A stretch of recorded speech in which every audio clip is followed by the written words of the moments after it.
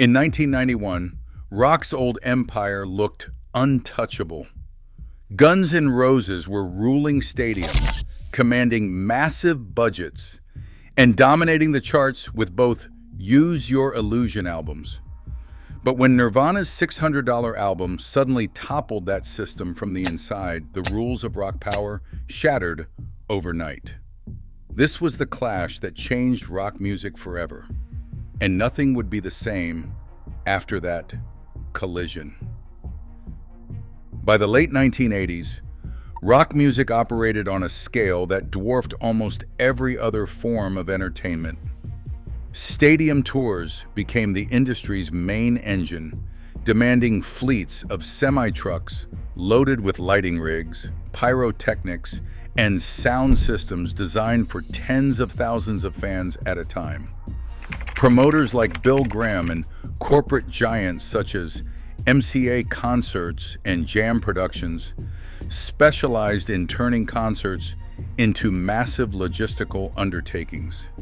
For a single show, dozens of crew members would arrive before dawn to assemble catwalks, video screens, and barricades, building a temporary city inside each arena. Media coverage amplified this machinery, presenting each tour as a cultural event and each frontman as a figure of authority. MTV and Top 40 Radio reinforced the hierarchy, cycling glossy videos that showcased not just music, but dominance, spotlights, heroic poses, and crowds held at a distance. Ticket prices soared, and backstage areas became zones of restricted access, further separating artists from their audiences. This machinery allowed only a handful of acts to reach the top.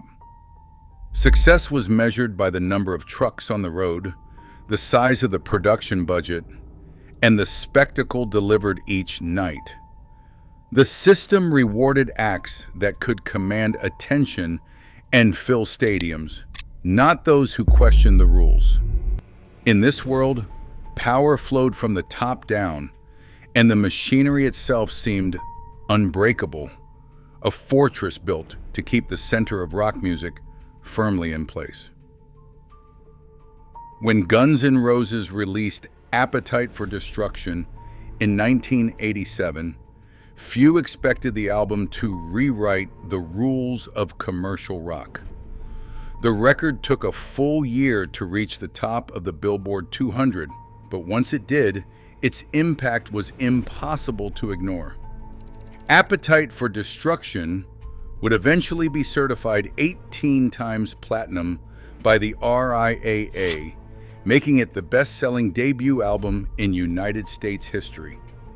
Tracks like Welcome to the Jungle, Sweet Child O' Mine, and Paradise City became staples on MTV and radio, their relentless rotation turning the band into household names.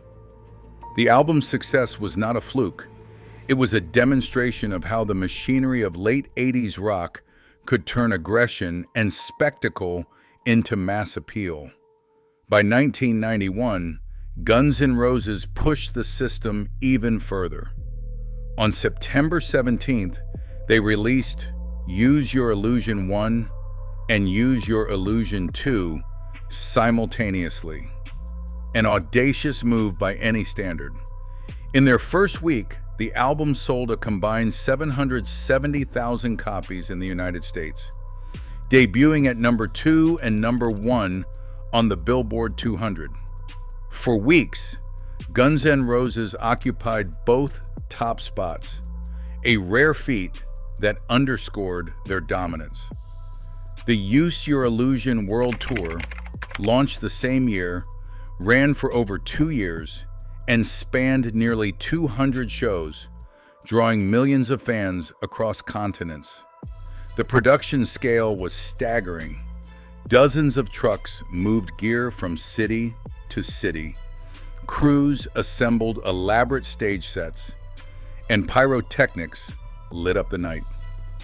Geffen Records poured millions into the band's videos, with November Rain alone costing over $1 million. One of the most expensive videos made at the time. Every detail, from magazine covers to ticket stubs, reinforced Guns N' Roses' status as the flagship of a system that measured power by size, spectacle, and control. These were not just concerts. They were events designed to keep the band at the center of the rock universe. In this moment, Guns N' Roses stood as proof that the machinery of rock could still create unchallengeable authority, at least for now. In 1989, Nirvana entered a small Seattle studio with producer Jack Endino and a budget that barely covered a week's rent.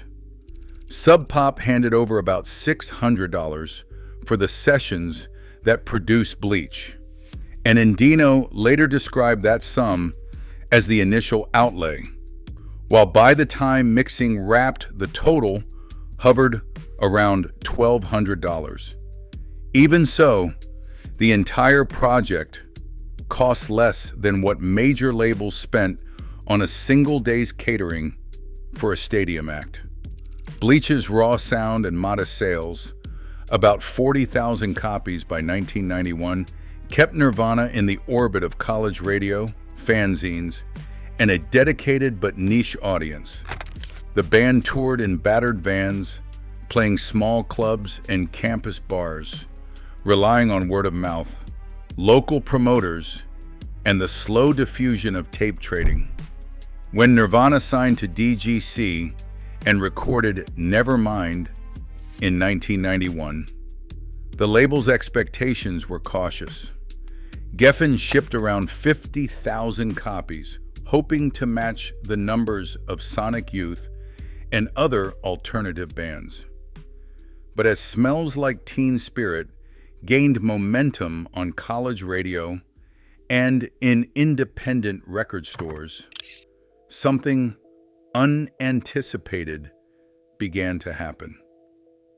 SoundScan, newly adopted by Billboard that year, started to reveal sales spikes in college towns and alternative markets that traditional industry tracking had missed. By late fall, indie retailers were reporting repeated sellouts, and campus DJs moved the album into heavy rotation. MTV picked up the single on its alternative programming, and within weeks, daytime airplay followed, amplifying a groundswell that was already underway. In January 1992, Nevermind reached #1 on the Billboard 200, displacing Michael Jackson's Dangerous. The album's path to the top did not run through the machinery of stadium tours or million-dollar videos. Instead, it traveled through a dense network of college stations, independent shops, and underground scenes, channels the old system had overlooked. For the first time, an album made on a shoestring and promoted outside traditional circuits overwhelmed the logic of scale and spectacle. The fortress of centralized control had been breached, not by a rival army, but by a wave that rose from below. The 1992 MTV Video Music Awards became the arena where two visions of rock collided in real time. Tensions had simmered for months, but on this night, the conflict moved from backstage rumors to a televised showdown. MTV, aware of the risks, tried to keep order by restricting what Nirvana could play.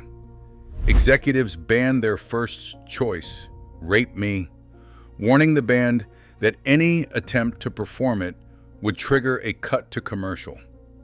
As the broadcast began, Nirvana opened with the unmistakable riff from the Forbidden Song, holding it long enough for everyone to recognize the defiance, before pivoting into Lithium. The gesture was deliberate, a live taunt aimed not just at the censors at MTV, but at the entire industry machinery that sought to contain them. Backstage, the atmosphere was volatile. A brief exchange between Courtney Love and Axl Rose escalated quickly, with Rose shouting at Kurt Cobain in front of artists, security, and MTV staff.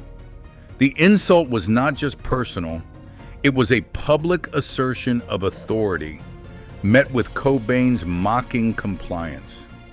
Minutes later, Chris Novoselic nearly collided with Guns N' Roses bassist Duff McKagan, only to be hustled on stage by crew desperate to keep the show from unraveling. On air, Nirvana's set spiraled into chaos. Novoselic hurled his bass into the air, misjudged the catch, and collapsed dazed as the band finished. Dave Grohl seized the microphone and, with millions watching, called out, "Hi, Axl! Where's Axl?" turning the feud into open mockery. The cameras at MTV lingered, making sure the provocation was broadcast without interruption. In that moment, the old guard's control met the new guard's irreverence, not in a private dispute, but as a spectacle engineered for mass consumption. The confrontation was no longer just a rumor, it was now a matter of public record, played out in front of the very institution both bands were challenging in their own way. By 1992, the idea of a single band dominating rock music began to unravel. Lollapalooza's launch in 1991 set a new precedent. Instead of one act ruling the stage, festivals brought together a rotating lineup of alternative, punk, hip-hop, and metal artists. This festival model, with its mix of genres and headliners, quickly became the industry's blueprint for live music. On the charts, the pattern was just as volatile. No single act held the top spot for long. Bands like Pearl Jam, Soundgarden, and Smashing Pumpkins traded places with punk revivalists and industrial newcomers. Major labels, once focused on building a handful of superstar careers, shifted toward cultivating portfolios of diverse niche acts.